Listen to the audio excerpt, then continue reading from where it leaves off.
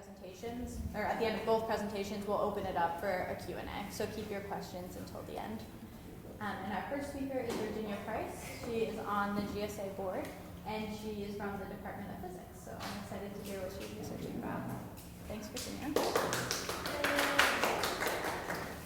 Thank you very much for that introduction, Ariana. As she mentioned, I am from the Department of Physics, and my research concerns how women decide to pursue a physics degree. The first question, or really the first fact, is straight up women are underrepresented in the field of physics. Specifically, you can see, and there have been improvements. Back here in 1965, less than 10% of the bachelor's awarded were to women. Now, these days, we're getting closer to about 20%. But as you can see, we are also falling behind all of the other sciences, biology, chemistry, math, and stats. We're about the same as engineering and computer science, which is not on this plot. But for both of those, it's about a 20% total of all women who graduate with their bachelor's degrees. So this is a fact, and this is a problem. One of the biggest questions is, where are we experiencing this drop-off? And one of the major places we see a drop-off is going from high school to college. So in high school physics classes, almost 50% of all enrolled students are in fact women. But when we go back to the same graph as the last time, but now we're just focusing on bachelor students. When we go back to the bachelor's plot, we're still seeing this drop off to 20% from 50%. So where are all of our women going? There has been a little bit of research into this in the past. Some correlations that have been found is, first of all, things that convince women to go into STEM fields are things like their parents are very influential. Having supportive communities in place so women don't feel alone or isolated is also very helpful. Math confidence and self-efficacy is the fancy word for that. Essentially, if they were good at math or good at physics, they'll feel confident about their ability to succeed. And also having women role models in the field. On the other hand, we also have negative correlations. K-12 experiences, maybe they had a bad teacher, or maybe this woman had some sort of influence in their life that drove them away from physics.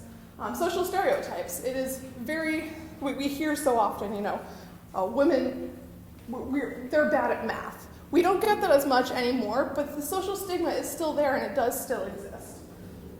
It's just a little bit more subtle now, which almost makes it a little more dangerous. Another thing that women decide to not go into physics for is the career track is essentially, I get my physics degree, I get my bachelor's, I get my master's, my PhD, and then I become a faculty. I become a professor at a university doing research, which is a fairly limited career track. So we don't. One problem the field of physics has is we don't communicate our career choices effectively. And another thing, kind of going along with the math confidence, is low self-confidence. If women don't believe they can succeed, they will decide not to pursue a physics career. So what about the women who end up majoring in physics? What are the things that drive them? How do we determine that? Well, we can just ask. The hardest part is getting a big enough sample set, getting enough people to respond to your surveys, right? So this is where the Conference for Undergraduate Women in Physics comes in. This is an absolutely fantastic conference. It started in 2006 down in California with just one conference. Nowadays, it's nationwide. It takes place concurrently at 12 different institutions, and they even have a keynote address where they all gather together and listen to the same speaker remotely. And the goals of this conference are exactly what I've been talking about. Retention of women in STEM, keeping the women in their physics degrees, continuing to pursue those physics degrees, giving them opportunities for career development, so networking. They can also present research posters and talks at this conference. And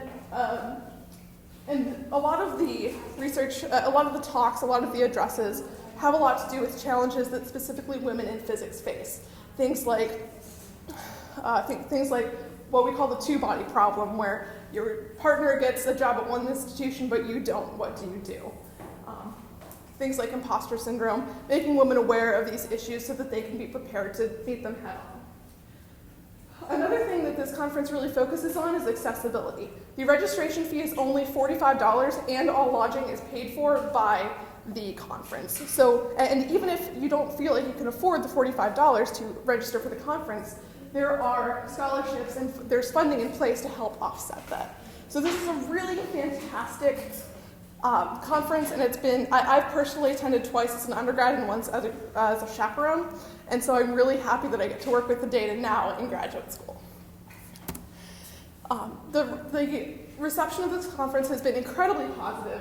90 to 95% were completely satisfied with the conference from 2013, which was actually my senior year. 80 to 85% said that they felt confidence in applying to graduate school and physics in general.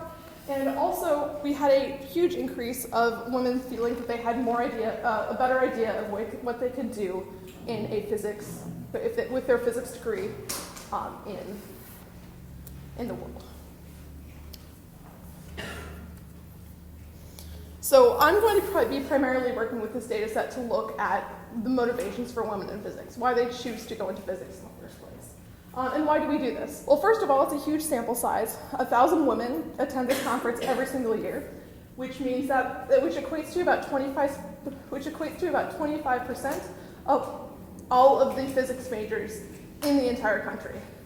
And over the course of 3 years, because we give preference to the women who have not made it to the conference before, we can estimate we get up to a half or maybe even more of all female physics majors while they're pursuing their degrees, which is fantastic with this huge sample set. We also we have pre and post conference surveys. Some questions ask specifically about the conference. Some ask about their attitudes towards physics and how they change before and after the conference. We also get demographic information such as gender, racial identity, and their academic level, so what year in school they're at. And we also have a really high response rate, 70% of the pre-survey and 60% of the post, which if you've ever tried to conduct surveys, that's a fantastic response rate. So the data set that I'm working with currently is a 2015 data set, and we had 1,004 pre-survey responses. All of them were female. Oh wow, you really can't see my light color here. My mistake. But thankfully there's a number on the chart. So this very white slice of pie chart is Caucasian women.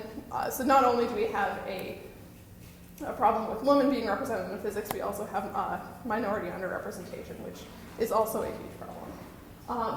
As for the distribution of our physics majors, 26% of them are in the second year, 31% in the third year, or 24% in the fourth year. So we have a fairly even distribution of these women in their middle to late college careers. So we have this demographic information that's, oh, thank you. We have this demographic information that is all well and good. But there's one question on this survey that I'm particularly interested in. And that is, why did you decide to major? For us, on the actual survey, we asked them, why did you decide to major in physics? And I would actually like to take a second for you here to think about what made you decide to major in your area. What are the major influences when maybe you were in your freshman or sophomore year and you decided to fill out your major declaration and you put down your major and that brought you here to where you are today? What are the things that made you do that? Just take 30 seconds, go internally and think about it.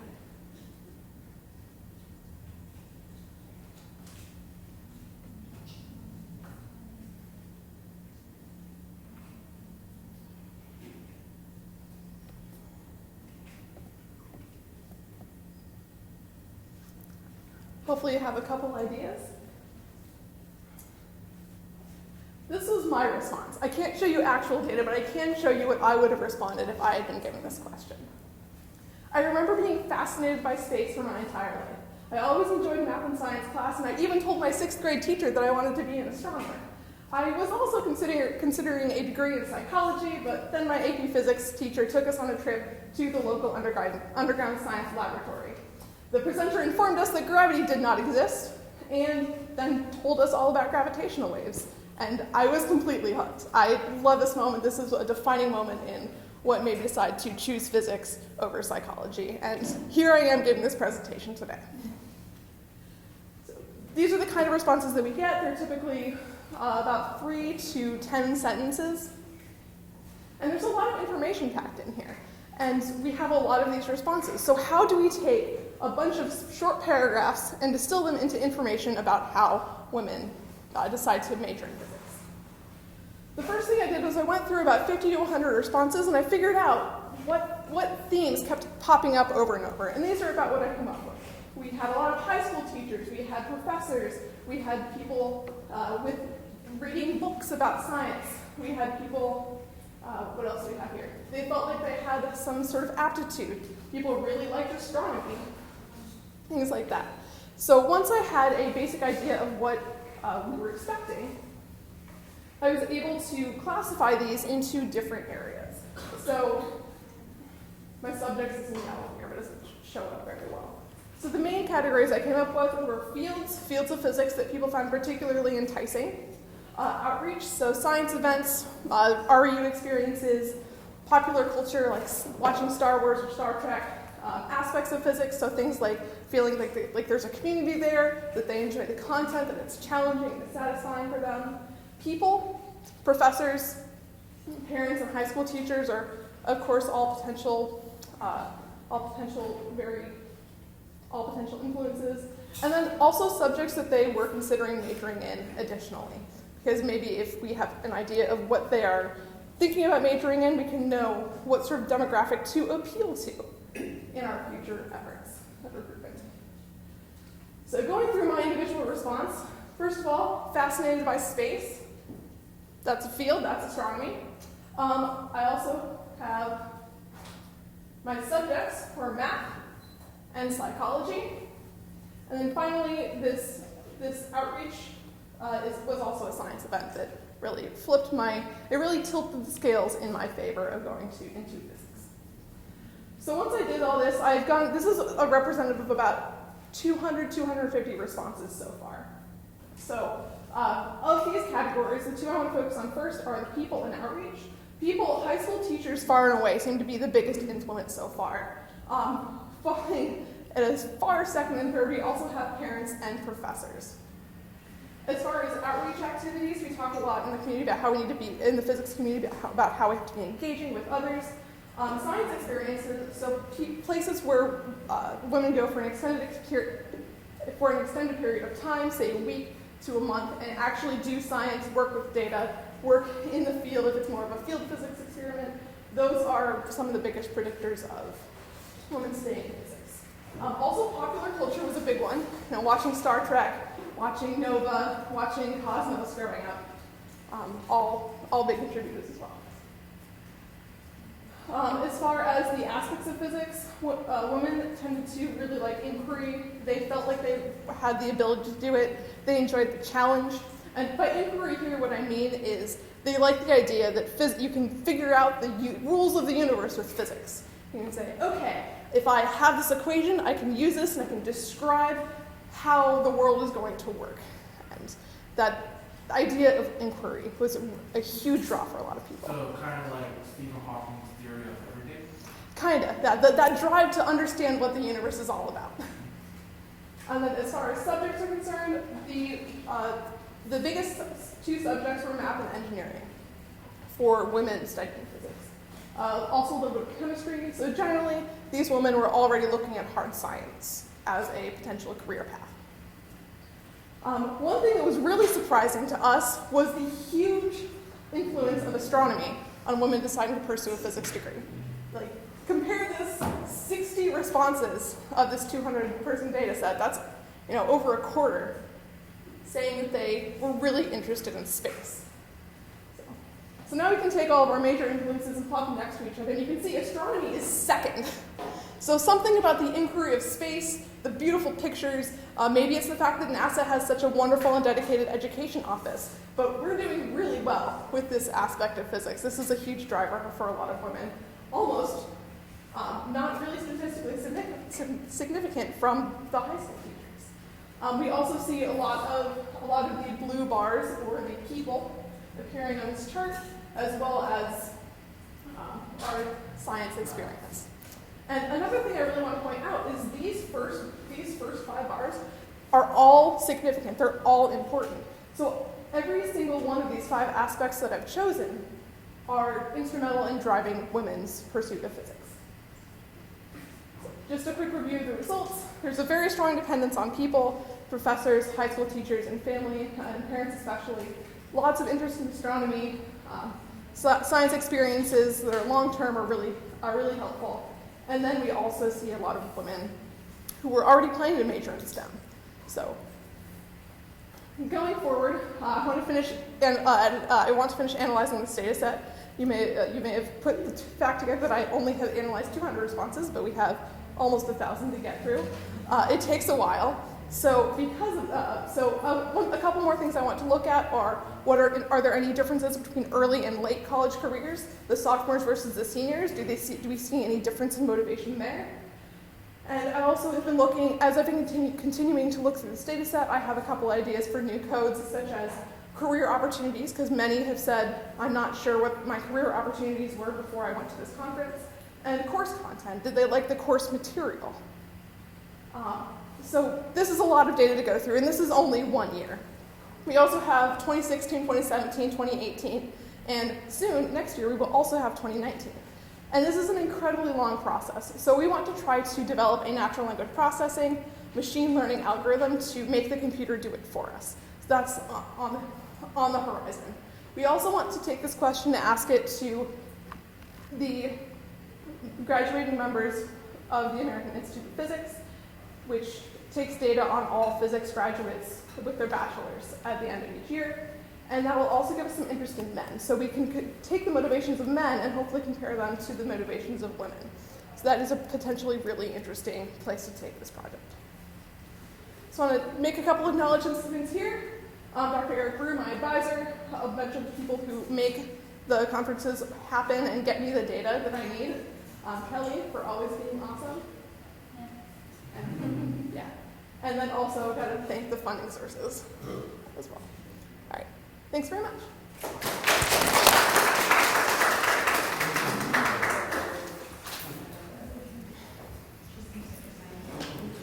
Okay, if I can get set up. Thanks, Virginia. So our next speaker, we have Ina Haidid, is that correct? Haidini, sorry, from Department of Economics. And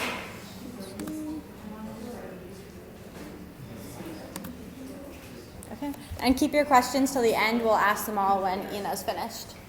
And I'll turn it over to you. Okay, hello everyone. My name is Ina Haidini from the Department of Economics. How many econ majors do I have here?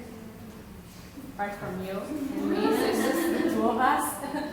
Okay, so today I'll be talking about inflation dynamics in a not so mainstream framework. Basically, I'll talk about inflation dynamics in the presence of agents that have bounded rationality, and I will mention in a minute what I mean by that, under a policy regime switch. So in our economic models, most often we impose a very strong assumption on our agents. We assume that they have what we call irrational expectations. What we mean by that is that our agents, they know the true model of the economy, they know the distribution of all their mates' beliefs and incentives, they know the equilibrium conditions, the market clearing conditions, and they also are assumed to have an unlimited computational power. And as you might think, this is a very utopian type of assumption to make. And as such, we need to impose lots of structural frictions into a model with rational expectations in order to be able to replicate certain features that we see in the data. Therefore, for this project, we have decided to depart from rational expectations and assume that our agents have some sort of bounded rationality. Now, what do I mean by that? So we assume that our agents, they do not know the true underlying model of the economy. However, like everybody else, they are entitled to have a thought about how the economy will evolve across time. And this is when we say that they are assumed to have a misspecified perceived law of motion. Right? So they think that the economy moves across time in a certain way, but that is wrong, right? However, they would need to confirm to themselves that what they think is correct, is in fact correct. How do they do that? Whenever they're able to match certain perceived moments, basically average and autocorrelation, what they perceive, right, with the ones that they see in the data, then they tell to themselves, okay, I'm right, my perceived law of motion is right. They do not know that it is in fact misspecified, but we know because we're smart.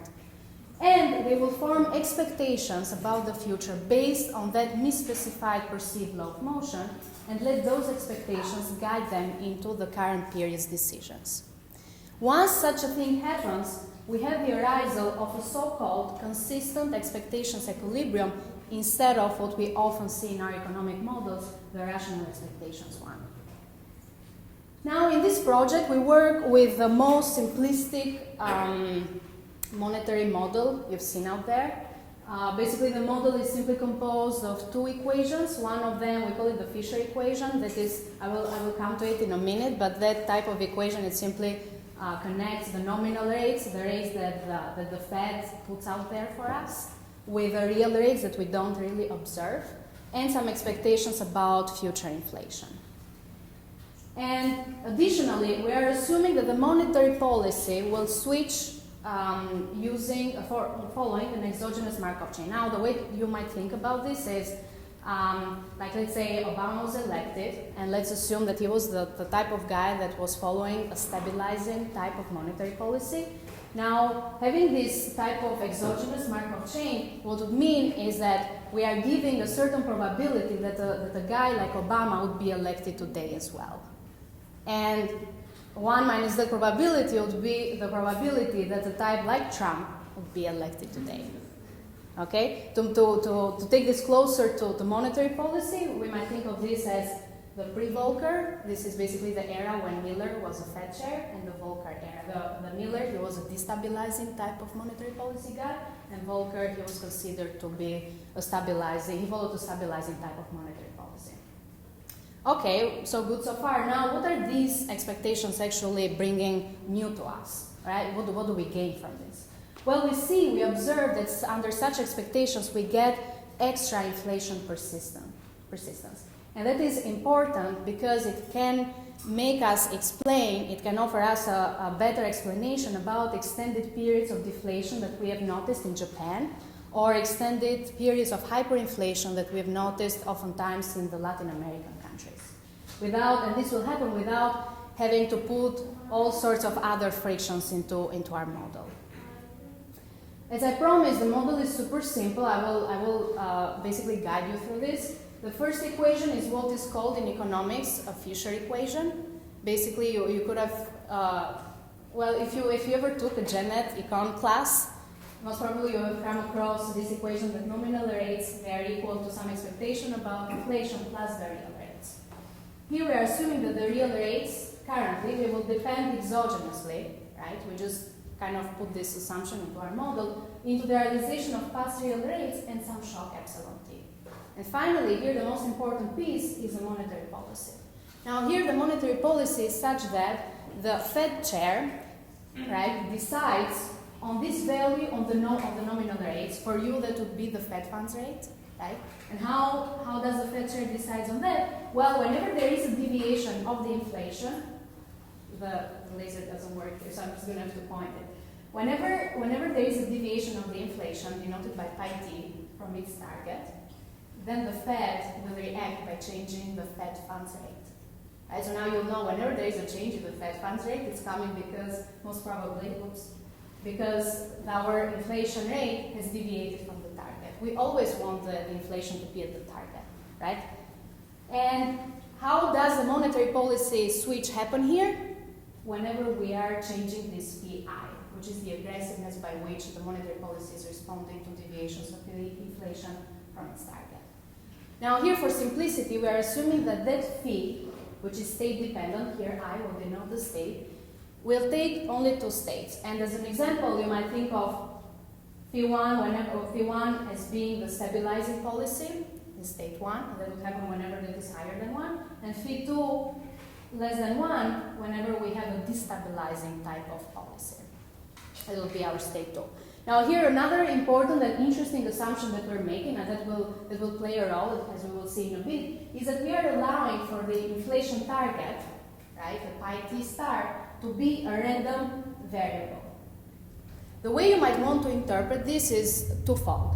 So you might think of this as, okay, the central bank comes out there, and it gives you some sort of a hint that the target is around 0, right?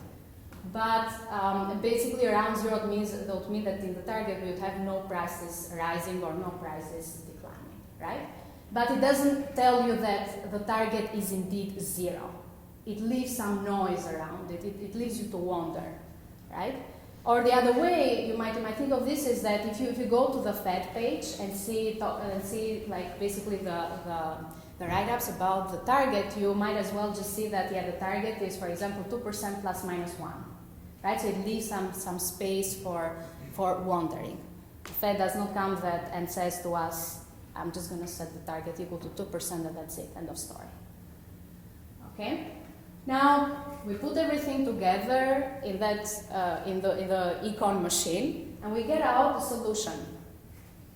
The solution under rational expectations, right? So once again, under rational expectations, these are the perfect kind of economic agents. They know everything about the economy. These guys, they will figure out eventually that the state-dependent inflation will only be in equilibrium, will only be a function of the real rate and the target. Right?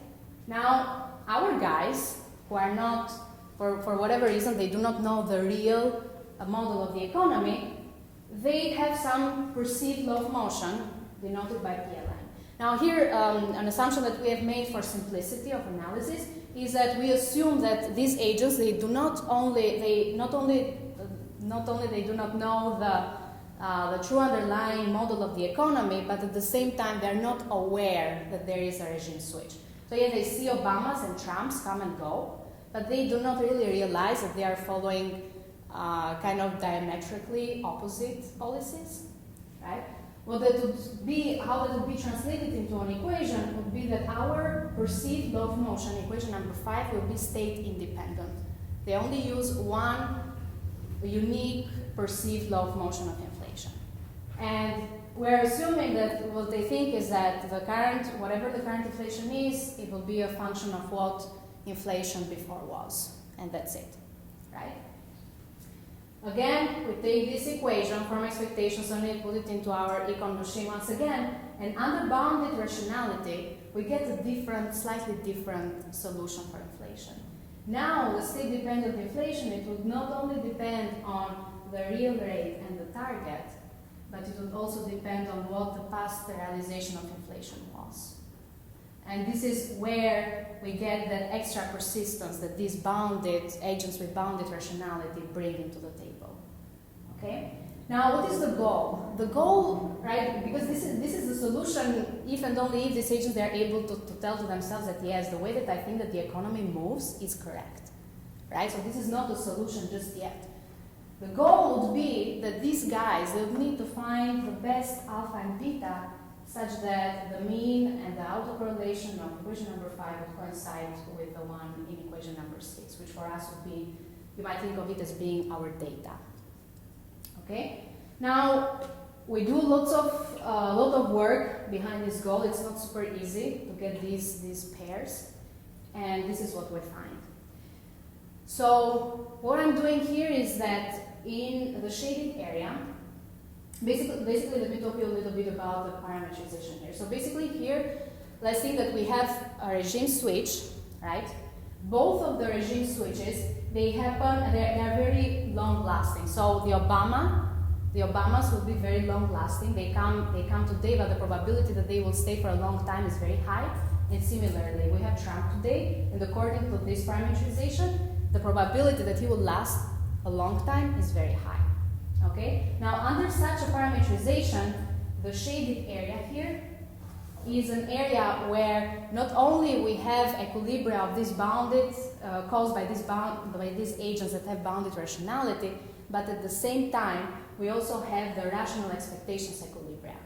So not only these bounded rationality equilibria exist for a very wide range of parameters, but they are coexisting with the rational expectations one, and that makes kind of it makes the problem a little bit more complicated than we thought it would be. So basically, we cannot really rule out this type of equilibria that easily, right? Because if we rule them out, we might end up ruling out the ones that are caused by the fully irrational agents. In this plot, what we do is that we simulate the model and see how the inflation dynamics would look under if we had an economy that has fully irrational agents as compared to an economy where agents have some sort of bounded rationality.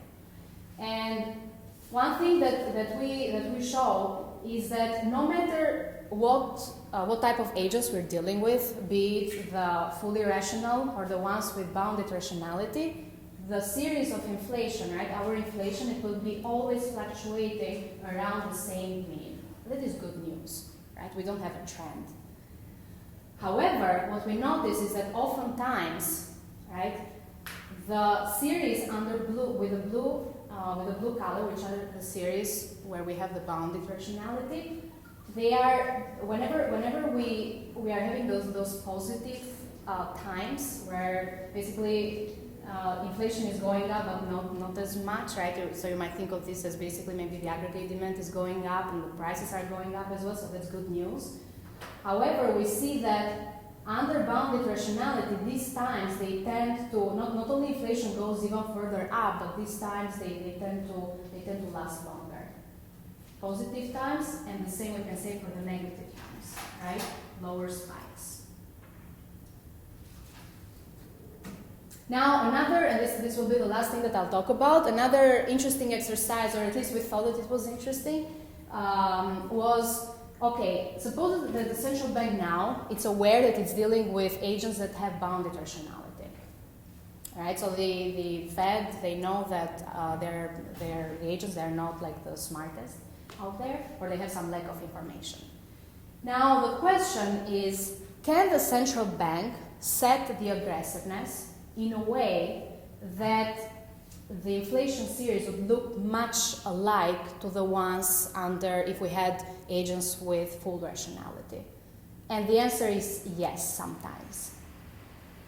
Here, basically what we're doing is that we are plotting the persistence of inflation.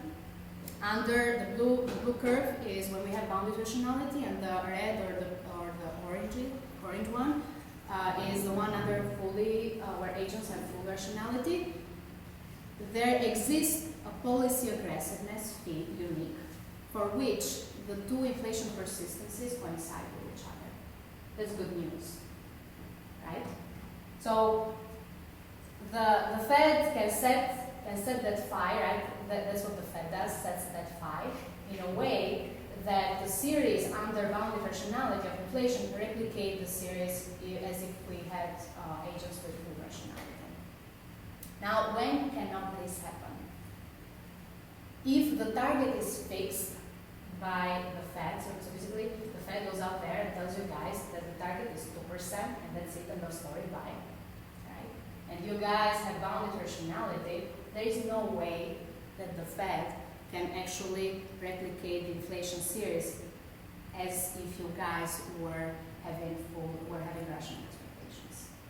Right? And if you think about this intuitively, if there is no noise, no distortions in the economy, right, and you find a way to believe in your misspecified perceived loss motion, you are so certain about it that there is no way that the Fed, if it comes out with a 2% fixed inflation target, can kind of convince you the opposite.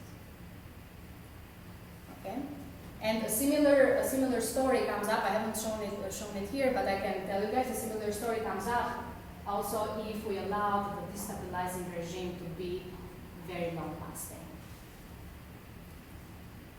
So, to conclude, we show that equilibrium under bounded rationality exists for a very wide region of parameters. There is a big range of policy combinations across regimes for which excess persistence of inflation is delivered, and more importantly, the Fed can set the aggressiveness in a way that the inflation persistence under rational expectations can replicate the one as if we were agents with bounded rationality, unless the target is fixed or the destabilizing policy regime lasts for a long period of time. And as part of our future work, we're thinking to obviously run a welfare analysis. So, okay, I say this story that the Fed can match the series, but is that actually good or is it bad? So we need to talk about the welfare analysis. Do these rational expectations in fact give us higher welfare effects as compared to if agents were having bounded rationality? And finally, we would want to run some empirical analysis where we estimate the transition probabilities, moments, means, and so on and so forth. Thank you. Thank you. At this time, I'd like to bring both of the speakers up, and we can open the floor to any questions you have for them.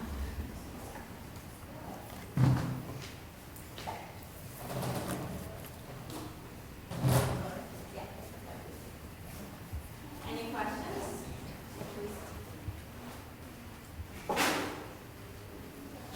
I can start. Virginia, this is a question for you. How do you think the categories that drive people to physics, like outreach, measuring people, will change for different disciplines? Or do you think those categories will be similar? That's a really good question.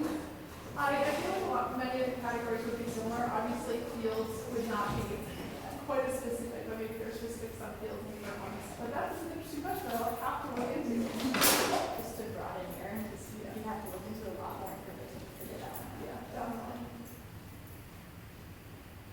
This is for Ginny. What do those? You can ask her questions every day. What do those factors of why we go into physics imply for, say, outreach and pop culture? So If that makes sense.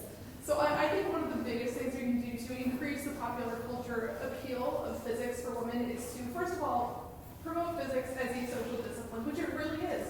Gone are the days where we had singular Einsteins kind of sitting at their desks, right, scribbling equations down on paper, or doing low energy experiments. Many experiments today, especially particle experiments or building telescopes, require huge collaborations of thousands of people. So this idea that you're really getting to work with others and working towards a bigger understanding of physics, I think is something that could be harnessed a lot more in the media and popular culture, as opposed to the one person scribbling a chalkboard in his office. This is for me, Ina. Okay. So you talk about how there's part of your a certain approach or assumption where you can kind of ignore this kind of ebb and flow of the political regimes, and you can do that. Do you collaborate with a political science group to look at exactly the periodicity to improve that assumption? So that is a very good question, and to come back to the future work of empirical analysis. So basically I'm mostly interested, when I mentioned Obama and Trump, it was really to kind of make it more approachable. But those transition probabilities, they really have to do with empirical analysis and actually seeing how many Fed shares that we had there that have been destabilizing the inflation from its target and vice versa. As far as I know, there have been two occurrences, the pre-Volcker that I mentioned and also the Great Recession. It was supposed to, the monetary policy was such that it was considered destabilizing type of. I don't know if that answered your question. No, Thank you. I have a question for Ina as well. Excuse me. So as far as I understood, you talked about those two categories of agents. Yep. One, and the way I understand it, one knows things and one doesn't. Right? Okay. So how do you classify someone into one or the other group? Is there a sort of a spectrum of knowing things? You know what I mean? I know what you mean. So basically, when I say that some of them, basically there is one type of agent that knows everything, and most probably nobody in real life is part of that group. Oh, I understand. Yes. So Because it's like a it's model person. person. Yes. So that is basically one of the most simplifying assumptions that econ people like myself put in our models in order to make our analysis super, super simple. Oh, I see. It's like in physics when you pretend everything's a sphere. Exactly. That would be the analogy. Joke. Yeah, so this is, to be fair, this is actually one type of bounded rationality when I think of. There are plenty of kind of multiple specifications or reasons why people might not end up knowing things about the economy. This is just one type. So, Gotcha. so it's really hard to get like the full spectrum. Right. So real people probably fall into the. Most people, Don't know they things. should fall Category. into my category Yeah. or similar ones. Gotcha. Yes. Cool. Thanks. I have a question for Ginny. So, my first question you answered at the end of your talk, which was how large is your sample size? You had 200, right? About 200 so far. So does the fact that you're pulling from just this conference, do you think it excludes any particular type of physics major person that you are missing, I guess? Given the fact that the conference is made as accessible as possible to many women, and it's kind of a universal thing, the only thing that I can think of is that would keep people from coming to this conference is if their department isn't supportive. Yeah. I'm thinking more along the lines of like students who are so confident in their, interest in physics, they don't even know that, like, they're almost oblivious to the fact that there's a reason for them to go to a conference like this. Do you know what I mean? It's also an opportunity for them to present their research, and Okay, so they're probably going anyway. yeah. So there's really good push in a lot of departments, and it's the accessibility. Again, you definitely get at least half of women during their college career right now. The goal's pretty fantastic. And is there anyone else that's looking at this data set, or is it just you guys? Right now, it's just me.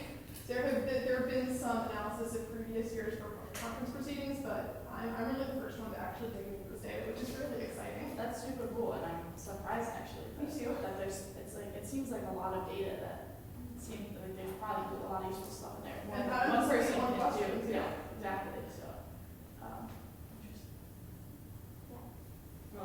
Brittany also, has there been any thought about like a follow-up survey, like 5 years out, to look at the pipeline of like what's happening to women after like sending, like for programs that I've done, and like I get things from the things I did in high school, they like send out a survey now, and they're like, where are you in life to like measure their outcomes? But I know you already have like too much data to analyze. But I haven't personally heard of plans for that, but it's certainly something that I can mention to my collaborators because that does sound really interesting. It sounds like a great project for a future graduate student.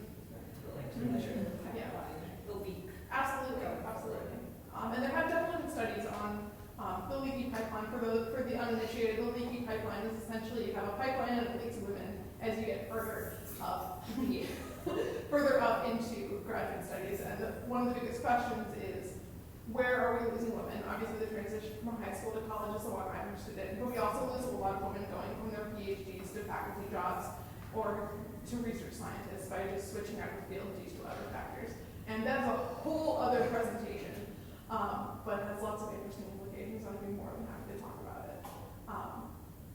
But figuring out what leaks are is really important, and that would be very valuable data for looking at that. So I will make sure to bring that up. Any final questions? All right, well, let's thank our speakers again. Can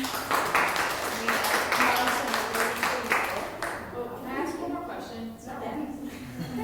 I'm curious, what do you guys plan to do, both of you, after your PhD studies are complete? It's okay if you don't know. Well, one of my professors is here.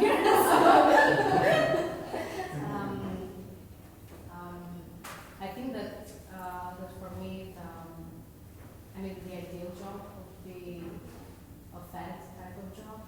I think I like the balance between like research and also having to do some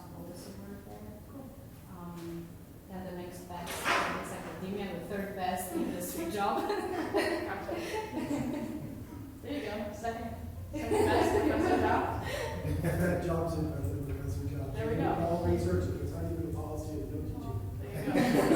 Everyone's on the same page here. That's great. I mean, I don't think I would really like to get into science communication and science outreach fields. So if whether that's out there working with people and getting them excited about physics, or whether that is doing behind the scenes data analysis, I think I'd be equally happy doing either. so you want to be Phil 9. Yes, except much less problematic, and also a woman, because we need those. We need women size Women women. Phil.